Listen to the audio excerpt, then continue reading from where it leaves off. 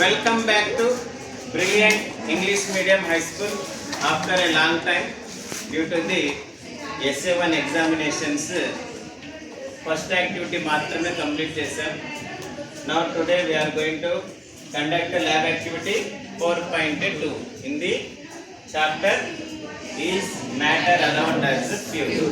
New textbook page number 88.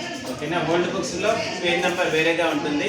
To perform activity 4.2 I would like to invite Yashwant. He will perform the activity.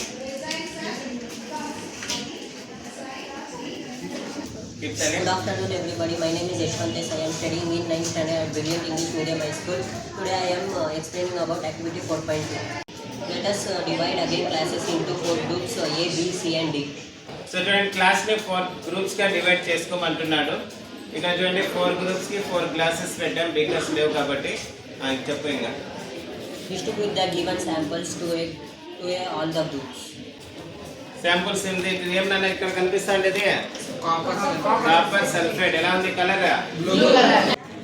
Members రండి. మొత్తం class వస్తే ఇక్కడ confuse అయిపోతారు. 4 members. Okay, next. 2 crystals of a copper sulfate to group A. దాదా కొన్ని crystals దాంట్లో కొన్ని few చాలు. Next. 1 stapler full of copper sulfate to group B. ఇంకొంచెం ఎక్కువ తీసుకో. Okay, right. Next. Chalk powder or a wheat flour to group C. Chalk powder అంటే విన్నా, wheat flour తెలియదు, ప్రాక్టీస్ పౌడర్ ఉంది. వేసేయండి, ఇంకా కొంచెం వేసేయండి, మొత్తం వేసేయండి.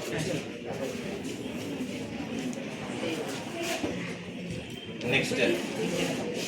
Few drops of ink or milk to group D.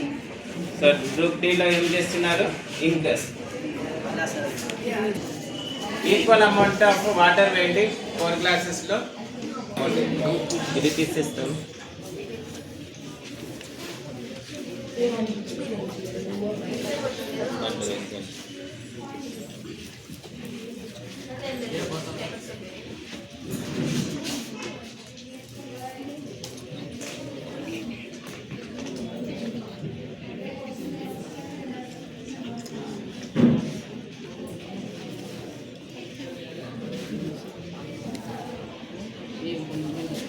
Scales ఇంకా పెన్స్ ఉంటాయండి, డిజైన్ చేయమ్మా. ఇంకా Each group should add the given samples and stir it well with the help of a glass rod. So glass rap లేదు కాబట్టి మనం ఇక్కడ ఉండే వాటితోనే షేక్ చేస్తున్నాం. తీసుకోనా, చేతిలో తీసుకొని షేక్ చేయి. ఇవి తీసుకోండి.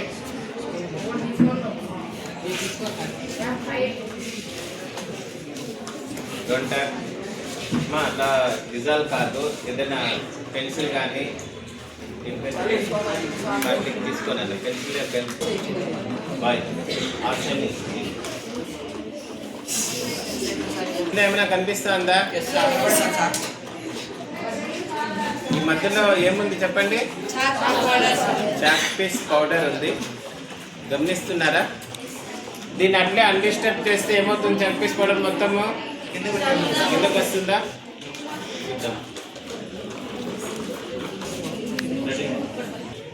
ఫిల్టర్ పేపర్స్ 4 తీసుకోండి. చూసారా, ఇక్కడ వాటర్లో డిజాల్వ్ చేస్తాము. ఇంకేం చేస్తున్నాం చెప్పండి? ఫిల్టర్ చేస్తున్నాం.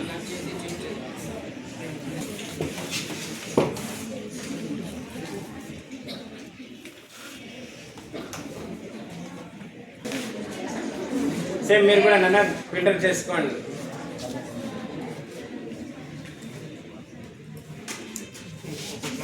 తీసుకోండి, మీరు కూడా రండి. ఇది ఒకటి ఇదిగో దీంట్లో రామ్మ పక్కకు రా నాన్న. బాయ్ పక్కకు రా. ఫిల్టర్ చూడండి, ఇక్కడ ఇప్పుడు బాగా కనిపిస్తూ ఉంటుంది కింద. అందరికి కనిపిస్తుందా? మీరు కూడా చేయొచ్చు, దీంట్లో పెద్ద కష్టమేం కాదు. చూడండి మొత్తం చాక్ పీస్ పౌడర్ అంతా సెటిల్ అయిపోయింది. అదే మనం స్టిర్ చేసినప్పుడు ఏమవుతుంది, ఇది తిరుగుతూ ఉంటుంది సొల్యూషన్లో, దాన్నే సస్పెండ్స్ అంటాం, సస్పెండెడ్. ఓకేనా. సో సాల్యూట్లో సస్పెన్షన్లో సాలిడ్ పార్టికల్స్ మనకు కంటికి కనిపిస్తాయి. చూడండి మా ఇక్కడ ఏమన్నా రెసిడ్యూ మిగిలిందా? సో క్లియర్ వాటర్ కనిపిస్తుందా? ఇంక్ వాటర్ మొత్తం వచ్చేసింది. ఇక్కడ కూడా చూడండి. సో ఏం దీంట్లో రెసిడ్యూ లేదు, ఏం రెసిడ్యూ అంటే వేస్టేజ్ ఏం లేదు. ఇదేం సొల్యూషన్ చెప్పండి? Copper sulphate. నెక్స్ట్ ఇది కూడా చూడండి, దీంట్లో కూడా total copper sulphate solution filter అయిపోయింది.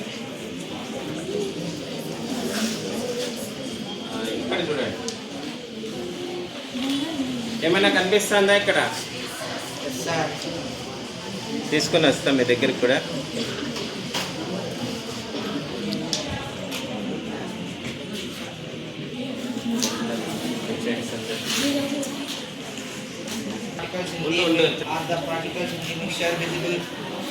సో దీంట్లో 4 ఉన్నాయి కదా ఇక్కడ బీకర్స్. దేంట్లో పార్టికల్స్ విజిబుల్ గా ఉన్నాయి? మీరు మీ గ్లాసెస్ ఎత్తుకోండి. Group C. సిలో ఏముంది నాన్న? చాక్ పీస్ పౌడర్ ఉంది. ఓకేనా. దాంట్లో పార్టికల్స్ విజిబుల్ గా ఉంది. సో సాలిడ్ పార్టికల్ విజిబుల్ గా ఉంటే దాన్ని ఏ టైప్ అంటాం? హోమోజీనియస్, హెట్రోజీనియసా? హెట్రోజీనియస్ ఏ టైప్?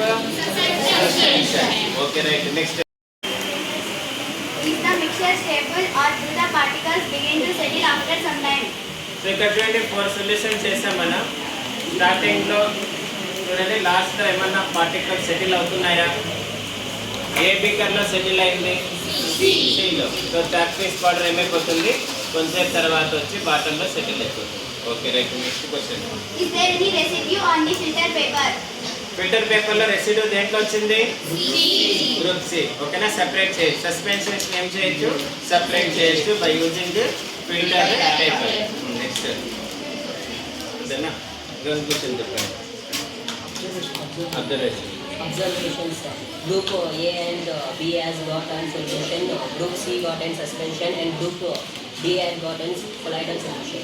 సో ఇక్కడ లేజర్ లైట్ ఉంటే మనం చెప్పింది చూడండి. ఇక్కడ ఈ 3 చూడండి. కాపర్ సల్ఫేట్ చూడండి, కాపర్ సల్ఫేట్ సొల్యూషన్ ఇంచుమించి కలర్ ఒకేలాగా ఉంది.